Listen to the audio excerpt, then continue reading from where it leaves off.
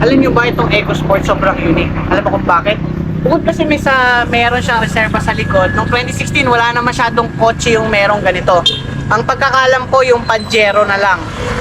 Saka, hindi ko alam kung may Everest pa na lumabas na may gulong sa likod nun. Pero itong EcoSport, kala nyo, karugtong siya ng ilaw yung sa pag nagre-reverse light. Pero hindi, wala siyang handle. Pinipindot lang siya, bubuksan nyo siya. Yan, ang luwag ng likod niya. Ngayon, subukan naman natin siya higaan kung kakasya ako sa loob.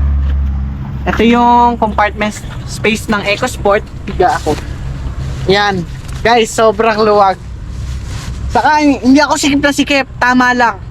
Hindi nga lang siya kasing laki ng space ng mga bagong crossover. Pero, kung mga minimal na gamit, kasyang-kasya dito. Lalo na ngayon, mahilig tayo sa mga mega box. Lagay ng grocery. Kasya yan dito. Sobrang fit.